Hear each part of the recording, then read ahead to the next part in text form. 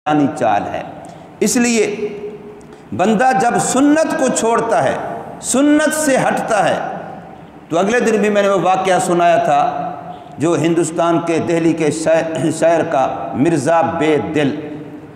تو اس کا جو معاملہ تھا کہ اس نے عشق کیا، حضور صلی اللہ علیہ وسلم کی محبت کے اشعار پڑھے، تو ایران سے آدمی ان کی ملاقات کے لیے آیا اور دیکھا وہ داڑھی منڈا رہا ہے،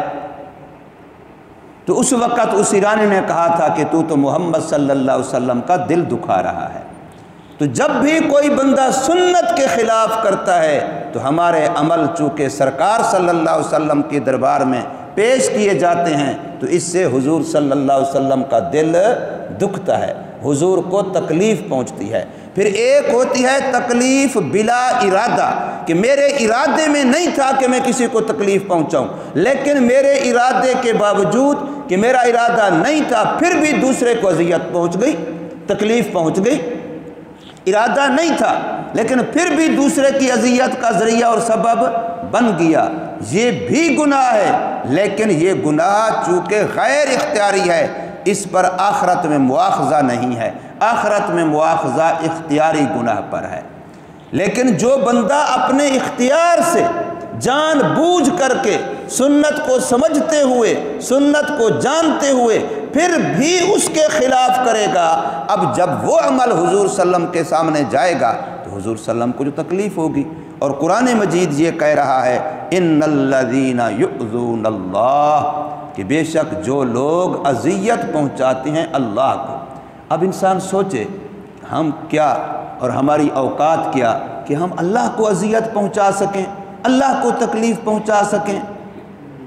ہم کتنے عاجز ہیں،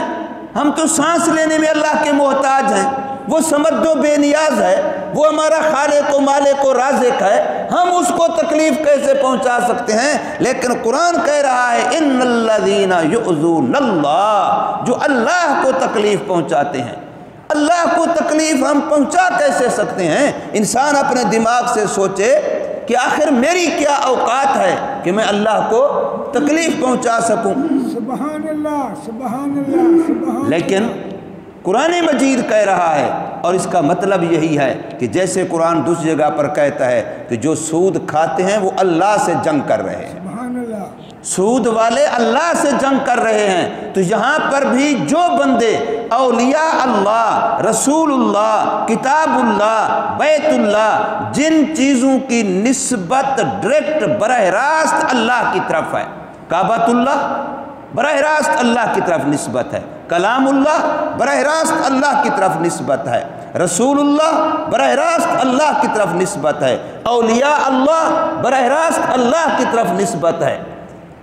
جن چیزوں کی نسبت براہ راست ڈائریکٹ اللہ کی طرف ہے، جو بندہ ان کو تکلیف پہنچاتا ہے وہ اللہ کو تکلیف پہنچاتا ہے۔ یہ حدیث پاک ہے رسول اللہ صلی اللہ علیہ وسلم کی کہ جس نے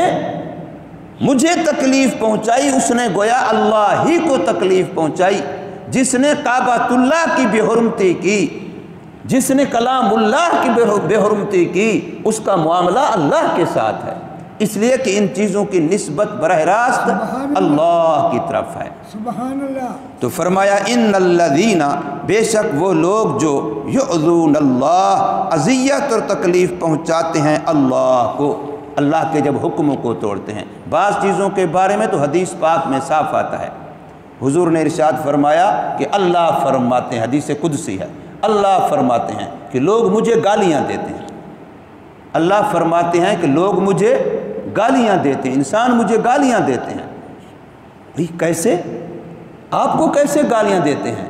تو اللہ نے آگے تفصیل بیان کی، فرمایا یہ لوگ زمانے کو برا بھلا کہتے ہیں، زمانے کو گالیاں دیتے ہیں، تو زمانہ تو میرے قبضے قدرت میں ہے، زمانہ تو میں خود ہوں، لہٰذا گویا زمانے کو، زمانہ بڑا برا ہے جی، زمانہ بڑا گندا ہے جی، حالانکہ زمانہ تو کوئی گندا نہیں، یہی رات دن پہلے سے تھے آج بھی ہیں،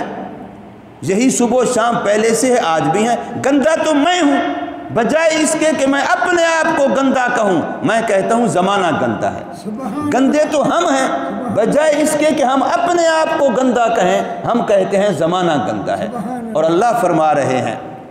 کہ لوگ مجھے گالیاں دیتے ہیں، مجھے برا بھلا کہتے ہیں، مجھے تکلیف پہنچاتے ہیں۔ کیسے کہ یہ زمانے کو گالیاں دیتے ہیں، وقت کو گالیاں دیتے ہیں، حالانکہ انا الدہر، میں ہی وقت ہوں، یعنی زمانہ میرے قبضہ قدرت میں ہے، میرا بنایا ہوا نظام ہے، میں ہی چلا رہا ہوں، اس میں کسی انسان، امیر غریب، بادشاہ فقیر، کسی کا کوئی عمل دخل نہیں ہے۔